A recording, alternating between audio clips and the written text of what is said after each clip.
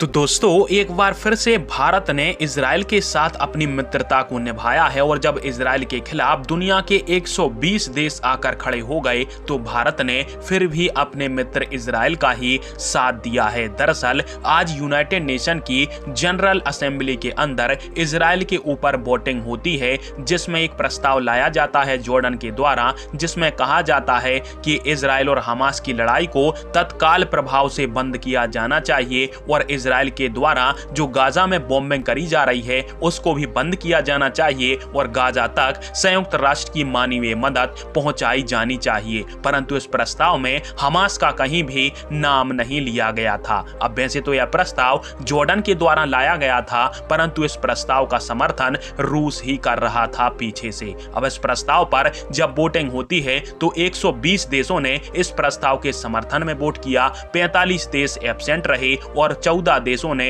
इस प्रस्ताव का विरोध किया और भारत ने इस प्रस्ताव के अंदर भाग ही नहीं लिया और भारत 45 देशों के साथ गया। अब इस प्रस्ताव से दूरी बनाने के पीछे भारत ने कारण दिया कि इस यूनाइटेड नेशन में सबको समानता मिलनी चाहिए, क्योंकि इस प्रस्ताव के अंदर केवल इजराइल का ही जिक्र किया जा रहा है। हमास के आतंकियों की तरफ से जो इजराइल के ऊपर हमला किया गया और 1400 नागरिक इजराइल के मारे गए, उसके बारे में इस प्रस्ताव में एक भी बात नहीं कही गई और इसी कारण से इस प्रस्ताव में संशोधन होना चाहिए। और भारत की इस बात पर 87 देशों ने भारत का समर्थन भी किया, परंतु 55 देश भारत के इस प्रस्ताव के विरोध में आकर खड़े हो गए और 23 देशों ने इस प्रस्ताव की वोटिंग से दूरी बना ली और इस कारण से जो पूरा मसौदा था वो संयुक्त राष्ट्र की जनरल असेंबली से खारिज हो गया और पारित नहीं हो सका। हालांकि आप सभी को क्या लगता है, और भारत ने जो यूनाइटेड नेशन में बात कही है कि सभी को बराबर अधिकार मिलना चाहिए और इस प्रस्ताव में इजराइल और हमास को बराबर कुर्सी पर बैठाकर जो भारत शांति स्थापित करने की बात कर रहा है, वो क्या भारत ने सही किया और इजराइल का साथ देके भारत ने सही कदम उठाया?